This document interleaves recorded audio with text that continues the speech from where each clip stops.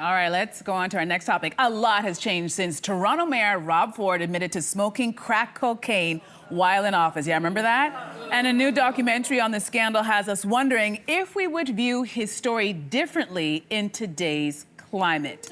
No. Oh, audience is like, no. Listen, yeah, we have had a lot of good conversations, opened up the conversation about mental health and addiction, but that's only really been in the last decade or so. When I think of what was Rob Ford's thing, it's because he was brash and kind of like shot from the hip and quote-unquote straight shooter. And so I don't think things would have changed a lot. However, when I think of where we are today, Rob Ford was just an appetizer to the Donald Trump era. Because I think what we thought was wild and crazy back then and the antics compared to what's today, I mean, that was child's play. Rob Ford was child's play. So in some senses, I think it would be different. And in many ways, no, I don't think it would be different at all. I don't know if it was child's play. I mean, like, if you're comparing him to Donald Trump, like, Donald Trump has done some heinous things. But he wasn't smoking crack cocaine. Like, there is a big difference to me when you talk about illegal drugs. And I don't think things would be any different if he was in power. I think there are certain professions that we should always hold to a higher standard. Period. .com. Interesting. Bradley, what do you think? No, I agree. I think that, like, still the sentiment would be that he is unfit for office, whether or not we were more, sensitive to issues like mental health and addiction. I also wonder, though, maybe the only thing that might change is, like, the way the public sort of like made it into a meme.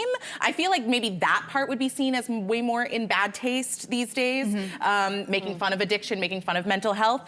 So something might change in terms of like the public side of things. Do you think? I think it would be worse. You think? I do. I think we've entered the whole TikTok world that wasn't there in 2013. That's true. I think it would be, and kids today often find things as sort of like a little bit, they have to handle things with humor because the world is so dark that humor comes into place even in the most unlikely. This man said a lot of things that were caught right on camera as well. We all remember I have enough to eat at home. Like there were very meme-worthy things that to me would just be amplified. When I watched the documentary, first of all, it was a refresher because I almost forgot about all of that stuff. And it's also crazy to think it's been 9 years since Rob passed away. And I think if he were around today, I think people would like him even more because of Donald Trump. And I'll tell you why. Why they have this like kind of a brash way of dealing with the press and with the public. The huge difference, and one thing that was pointed out several times in the documentary, is that Rob Ford was a man of the people. And he would show up and deliver pizzas, he would paint over graffiti, he would help, he was a high school football coach, and that's the stuff that endeared him to people and why I think everybody was just quick to be like,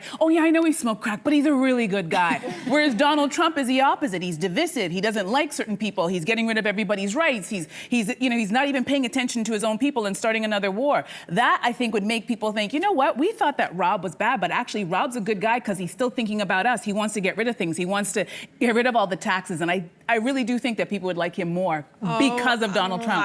Yeah, we could go on and around about all day long. Because he is a bit of a rebel, rough around the edges, but I think people love a redemption story too. Let's not forget, it was Rob who put himself into rehab.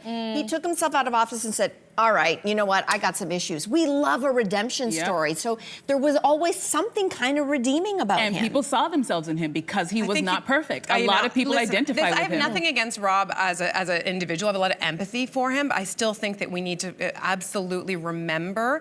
Since people felt gaslit during that time too. They were like, we know this is happening. We've heard rumors. We've seen footage. And there was so much. I remember this with my father-in-law at the time.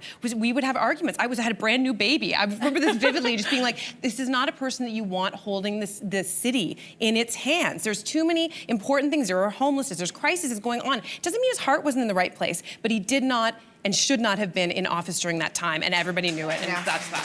Hey you, come a bit closer. We've got so many more must-see interviews, spicy debates, lifestyle tips, and pop culture moments. So subscribe to our channel by tapping the logo below and don't miss out.